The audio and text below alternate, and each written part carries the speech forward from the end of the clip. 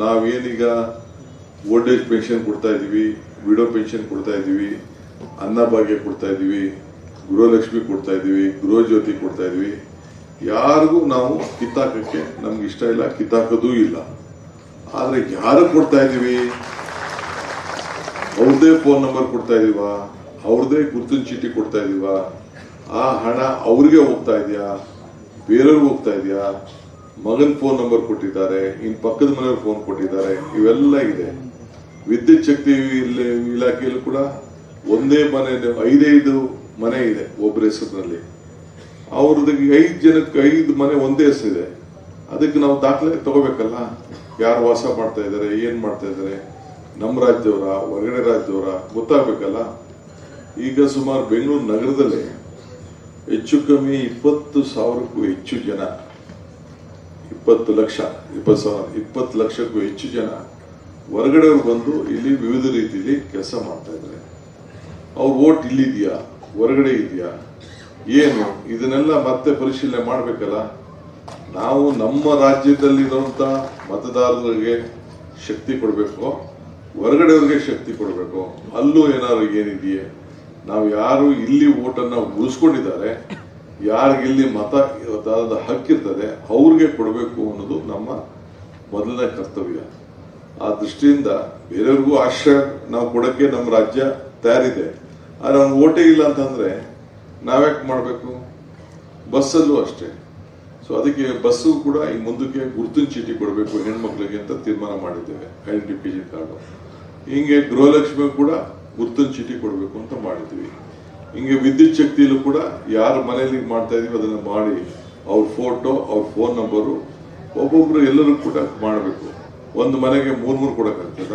ಒಂದು ಮನೆ ಯಜಮಾನಿಗೆ 1 ಕೊಡ್ತೀವಿ. ಯಾರ ಮನೆ ಯಜಮಾನಿ ಇದು ತೀರ್ಮಾನ ಆಗ್ಬೇಕು. ಆದ್ರಿಂದ ಯಾರು ಕೂಡ ವಿರೋಧ ಪಾರ್ಟಿಯವರು ಏನೇ ಪಾಪ ಹೇಳ್ಕೊಳ್ಳಿ, ಅವ್ರ ಸರ್ಕಾರಗಳಲ್ಲಿ ಏನೇನ್ ಆಗ್ತಾ ಇದೆ ಅಂತ ನಾನು ಈಗ ಬಿಡಿಸಿ ನಾನು ಮಾತಾಡಕ್ ಹೋಗುದಿಲ್ಲ. ಬಿಹಾರಲ್ಲಿ ಏನಾಗ್ತಾ ಇದೆ, ಅಸ್ಸಾಂ ಏನಾಗ್ತಾ ಇದೆ, ಮಹಾರಾಷ್ಟ್ರ ಏನಾಗ್ತಾ ಇದೆ, ನಾನು ಅದನ್ನೆಲ್ಲ ಈಗ ನನ್ನ ಚರ್ಚೆ ಮಾಡಕ್ ಹೋಗುದಿಲ್ಲ. ನಾನು ನಮ್ಮ ಬಡವ್ರಿಗೆ ನಾವೇನು ಕಾರ್ಯಕ್ರಮ ಕೊಟ್ಟೋ ಆ ಕಾರ್ಯಕ್ರಮಕ್ಕೆ ಅರ್ಹತೆಗೆ ಏನ್ ಬೇಕೋ ಒಂದು ಮೂಲ ಮತ, ಆ ಮತನ ಕಾಪಾಡ್ಕೊಳ್ಳಿ. ನೀವು ಹುಷಾರಾಗಿರಿ. ಇವತ್ತು ನಿಮ್ಮ BLAಗಳು ಯಾರು BLA ಯಾರಿದ್ದೀರಿ, ಬೂತ್ ಲೆವೆಲ್ ಏಜೆಂಟ್, ಅವರು BLA 2 ಅಂತ ನಾವು ಮಾಡಿದ್ವಿ. ಅವರು ಆ ಫಾರಂ ಅನ್ನ ತೆಗೆದುಕೊಂಡೋಗಿ BLO ಏನು ಕೊಡ್ತಾರೆ, ಒಂದ್ ದಿನಕ್ಕೆ 50 ಫಾರಂ ಏನೋ ಮನೆ ಹಂಚಕ್ಕೆ ಅವಕಾಶ ಇದೆ. ಅದ್ರಲ್ಲಿ ವಾಪಸ್ ಕಲೆಕ್ಟ್ ಮಾಡಿ ನೀವು ಹೋಗಿ ವಾಪಸ್ ಅವ್ರಿಗೆಲ್ಲ ಬರ್ಸಿ ಫಿಲ್ಅಪ್ ಮಾಡಿಸಿ ಎತ್ಕೊಂಡು BLO ಕೊಡಬೇಕು. ಒಬ್ಬೊಬ್ರು 10 ಕೊಡಕ್ಕೆ ಅವಕಾಶ ಇದೆ. ಸೊ ಅದನ್ನ ತೆಗೆದುಕೊಂಡೋಗಿ ಕೊಟ್ಟು ಅವ್ರಿಗೆ ವೋಟರ್ ಲಿಸ್ಟ್ ಅಲ್ಲಿ ಕರೆಕ್ಟಾಗಿ ಕ್ರಮಬದ್ಧವಾಗಿ ಮತದಾನದ ಹಕ್ಕನ್ನ ಅವ್ರಿಗೆ ಕೊಡಿಸಿ ಆಗ ನಮ್ಮ ಮತಗಳನ್ನ ಉಳಿಸ್ಕೊಳ್ಬೇಕು. ಯಾವುದೇ ಪಾರ್ಟಿಯವರಾಗ್ಲಿ, ಏನು ಯಾರು ಪರ್ಮನೆಂಟ್ ಆಗಿ ದಳಕ್ಕೆ ಆಗ್ತಾರೆ, ಕಾಂಗ್ರೆಸ್ಗೆ ಆಗ್ತಾರೆ, BJP, ಮತದಾನದ ಹಕ್ಕನ್ನ ಉಳಿಸ್ಬೇಕಾದ್ರು ನಮ್ಮ ಸರ್ಕಾರದ ಕರ್ತವ್ಯ. ಅದಕ್ಕೆ ನಾವು ನಮ್ಮ ಡ್ಯೂಟಿ, ನಿಮ್ ಸರ್ಕಾರ ಇದೆ, ನಿಮ್ ಸರ್ಕಾರ ನೀವು ಮತದಾನದ ಹಕ್ಕನ್ನ ಅವ್ರಿಗೆ ಸರಿಯಾಗಿ ಕಾಪಾಡಿ ಅವ್ರ ಹೃದಯವನ್ನ ಗೆಲ್ಲುವಂತ ಕೆಲಸ ಮಾಡಿ. ಎಲ್ಲ ನಾವು ಅವ್ರಿಗೆಲ್ಲ ಸಹಾಯ ಮಾಡ್ತಾ ಇದೀವಲ್ಲ. ಈ ಹಿಂದೆ ಏನಾದ್ರು BJP ಸರ್ಕಾರ, ದಳ ಸರ್ಕಾರ ಇದ್ದಾಗ ಯಾವ್ದಾದ್ರು ಹೆಣ್ಮಕ್ಳಿಗೆ ಬೆಲೆ ಏರಿಕೆಯಲ್ಲಿ ಏನಾದ್ರು ಸಹಾಯ ಮಾಡಿದ್ರ? ಗ್ಯಾಸ್ ಅಲ್ಲಿ ತೊಂದರೆ ಆಯ್ತು ಏನಾದ್ರು ಮಾಡಿದ್ರ? ಈಗ ಬೆಲೆ ಏರಿಕೆ ಜಾಸ್ತಿ ಆಗಿದೆ ಏನಾದ್ರು ಸಹಾಯ ಮಾಡಿದ್ವಾ? ನಾವು ಪ್ರತಿ ಕುಟುಂಬಕ್ಕೂ ಸರಾಸರಿ ವಿದ್ಯುತ್ ಶಕ್ತಿ 200 ಯೂನಿಟ್ಗೆ ಸುಮಾರು 1,500 ರೂಪಾಯಿ ಖರ್ಚಾಗ್ತದೆ. 2,000 ರೂಪಾಯಿ ಅಕೌಂಟ್ಗೆ ನೇರ ಹೋಗ್ತಾ ಇದೆ. ಅಕ್ಕಿ ಕೊಡ್ತಾ ಇದೀವಿ, 10 kg ಅಕ್ಕಿ ಕೊಡ್ತಾ ಇದೀವಿ. ತಿರ್ಗಾ ಎಲ್ಲ ಹೆಣ್ಮಕ್ಳುಗಳೆಲ್ಲ ಬಸ್ಸಲ್ಲಿ ಓಡಾಡ್ತಾ ಇದಾರೆ, ಅವ್ರಿಗೆಲ್ಲ ಫ್ರೀ ಕೊಡ್ತಾ ಇದೀವಿ. ಸರಾಸರಿ 5,000 ರೂಪಾಯಿ ಆಗ್ತದೆ. 5,000 ವರ್ಷಕ್ಕೆ 60,000 ರೂಪಾಯಿ, 65,000 ರೂಪಾಯಿ ಅಷ್ಟು ಕೊಡ್ತಾ ಇದೀವಿ. 2-3 ಜನ ಹೆಣ್ಮಕ್ಳು ಇದ್ರೆ ಅದು ಬೇರೆ ಎಕ್ಸ್ಟ್ರಾ ಖರ್ಚಾಗ್ತಾ ಇದೆ. ಸೊ ಅದಕ್ಕೆ ನಾವು ಅವ್ರಿಗೆಲ್ಲ ಸಹಾಯ ಮಾಡ್ತಾ ಇದೀವಿ. ಅದು ಸರಿಯಾದ ರೀತಿಯಲ್ಲಿ ಅವ್ರು ಉಪಯೋಗಿಸ್ಕೊಡ್ಬೇಕು, ಅವ್ರ ಬದುಕಿನಲ್ಲಿ ಒಳ್ಳೇದಾಗಬೇಕು. ಕೆಲವರು ಅಕೌಂಟ್ ಕೊಟ್ಬಿಟ್ಟಿದ್ದಾರೆ, ಅವ್ರು ಯಾರ ಹತ್ರ ಸಾಲ ತಗೊಂಡಾಗ ಅವನಿಗೆ ಇದನ್ನ ಸೈನ್ ಹಾಕೊಟ್ಬಿಟ್ಟಾರೆ.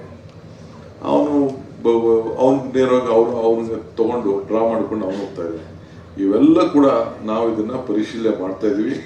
ನಮ್ಮ ರೇವಣ್ಣವ್ರ ಟೀಮ್ ಏನಿದೆ, ಅವರು SR ಪಾಟೀಲ್ ಅವರೆಲ್ಲ ಕೂತ್ಕೊಂಡು, ಆ ಕಮಿಟಿಯವ್ರು ಏನಿದ್ದಾರೆ ಇದನ್ನೆಲ್ಲ ಕೂತ್ಕೊಂಡು ಈಗಾಗಲೇ ಒಂದು ಯಾವ ರೀತಿ ಫಾರಂ ಇರಬೇಕು, ಎಲ್ಲರಿಗೂ ಗುರುತಿನ ಚೀಟಿ ಇರಬೇಕು, ಅದೆಲ್ಲ ಕೂಡ ಮಾಡ್ತಾ ಇದ್ದೇವೆ. ಅವತ್ತಿನ ಕಾಲದಲ್ಲಿ ಏನೋ ಸ್ಟಾರ್ಟಿಂಗ್ ಅಲ್ಲಿ ನಾವು ತರ ತಿರುಗಿ ಕೊಟ್ಬಿಟ್ಟು ಈಗ ಅದನ್ನೆಲ್ಲ ಸರಿ ಮಾಡುವಂತ ಕೆಲಸ ಮಾಡ್ತಾ ಇದೀವಿ.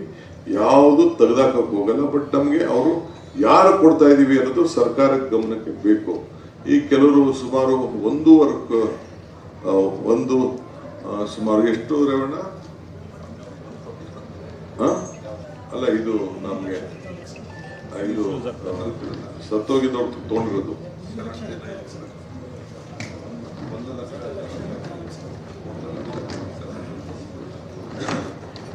1 ಲಕ್ಷ ಚಿಲ್ಲರೆ 14,000 ಜನ ಸತ್ತೋಗಿದ್ದಾರೆ. ಸತ್ತೋಗಿದ್ರು ನಮ್ಮ ಸರ್ಕಾರ ತಿಳಿಸಿಲ್ಲ, ಬೇರೆಯವರು ಅದನ್ನು ದುಡ್ಡು ತಗೋತಾ ಇದ್ದಾರೆ. ಸೊ ಇಂಥದ್ದೆಲ್ಲ ಕೂಡ ನಡೀತಾ ಇದೆ. ಸೊ ಆ 100 ಕೋಟಿಗೂ ಹೆಚ್ಚು ಹಣ ಅದರಿಂದ ನಮಗೆ ಉಳಿತಾಯ ಆಗಂತ ಒಂದು ಸಂದರ್ಭ ನಮ್ಮ ಕಮಿಟಿಯವರು ಕಂಡುಹಿಡಿದಿದ್ದಾರೆ. ಸೊ ಅದಕ್ಕೆ ನೀವು ಮುಂದಕ್ಕೆ ನಾನು ಕೆಲವು ವಿಚಾರದಲ್ಲಿ ಈ ಗ್ಯಾರಂಟಿ ಸಮಿತಿಯವರು ಏನು ಕೆಲಸ ಮಾಡಬೇಕು ಮತ್ತೊಂದೆಲ್ಲ ಕೂಡ ನನಗೆ ಸದ್ಯಕ್ಕೆ ತಿಳಿಸ್ತೀನಿ.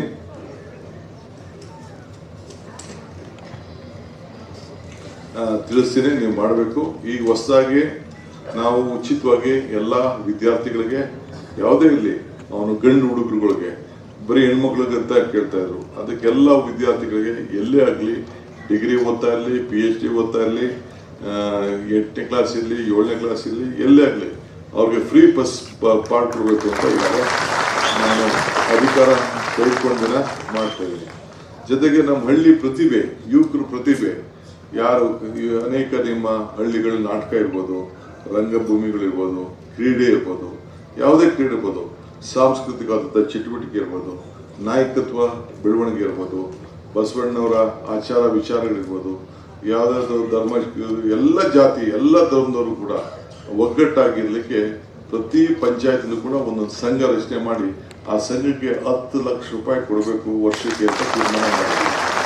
ಸೊ ಎಲ್ಲ ಬಾಂಧವ್ಯತೆ, ಎಲ್ಲ ಜಾತಿ ಧರ್ಮ ಇಲ್ಲ, ಎಲ್ಲ ಒಂದೇ. ಯುವಕರು 15ರಿಂದ 16 ಹಿಡಿದು 40 ವರ್ಷದೊಳಗಡೆ ಯುವಕರುಗಳಿಗೆ ಆ ಸಂಘಕ್ಕೆ ಸದಸ್ಯರಾಗಿ ಆ ಚಟುವಟಿಕೆ ನಡೆಸಿ ಅವ್ರು ಏನ್ ಬೇಕಾದ್ರೂ ಕ್ರೀಡೆ ಮಾಡ್ಕೊಳ್ಳಿ, ಹಳ್ಳಿ ಕ್ರೀಡೆಯಾರು ಮಾಡ್ಕೊಳ್ಳಿ, ಬೇರೆ ನಗರ ಕ್ರೀಡೆಯಾರು ಮಾಡ್ಕೊಳ್ಳಿ, ಯಾವ್ದಾರು ಮಾಡ್ಕೊಳ್ಳಿ, ಅವರೆಲ್ಲ ಸೇರಿ ಅದಕ್ಕೆ ಯಾವ ರೀತಿ ಮಾಡ್ಬೇಕು ಅಂತ ಅದಕ್ಕೆ ಒಂದು ಕಾರ್ಯರೂಪ ಮಾಡ್ತೀವಿ.